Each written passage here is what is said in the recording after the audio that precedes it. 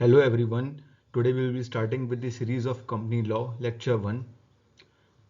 This video is helpful for BCom, MCom, CA, CS, CMA and other professionals.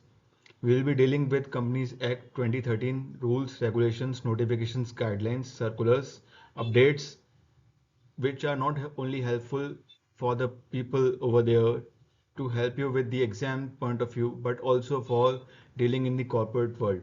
So in this video, we will be looking at the meaning of company as per Companies Act 2013. Now let's begin with the Companies Act 2013. The whole Companies Act is divided into 29 chapters, 7 schedules and 470 sections. Now let's start with what is company. As per Section 2, Clause 20 of the Companies Act 2013 defines the term company as follows.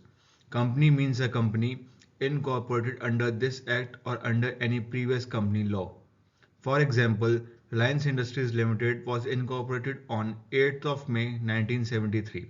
Now, as the company is old, so it was incorporated under Companies Act 1956.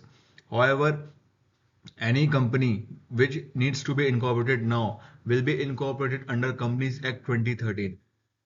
We can see the example over here that PV Industries Private Limited, which is based in Gujarat, is incorporated under Companies Act 2013. So both are the companies as per Section 2 Clause 20 of Companies Act 2013.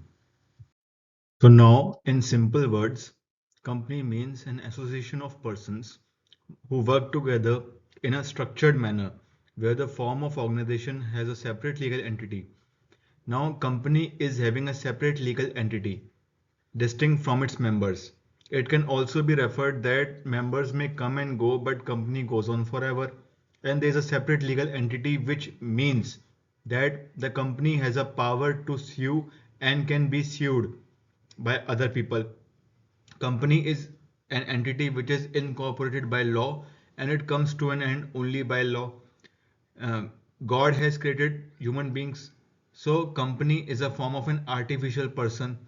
Okay, and it carries with it a nature, and the nature is going concern, means whenever a person starts a company, he starts a business, then the ultimate objective is to earn profit. However, there is an exception that Section 8 companies work with the primary objective of providing social welfare. That is different. But as far as the company is concerned, it is formed with the purpose to run in future. So it is formed for the purpose to uh, work for the people, to work for the entity, to work for the society, and to help in promoting GDP in the economy. So we can summarize over here that as per Section 2, Clause 20 of the Companies Act 2013, company means any company which is incorporated under this act or under any previous company law.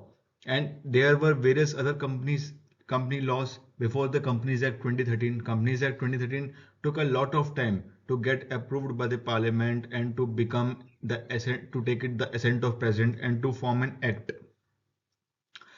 So there were various other previous company laws like Companies Act 1956 was there, and there was various English laws also in various other countries. So we can summarize over here that company is any company who takes birth or is incorporated under this act or any previous Indian company law.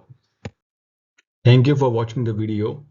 Do like, share, comment and subscribe my channel. The name of the channel is Get It YouTube channel.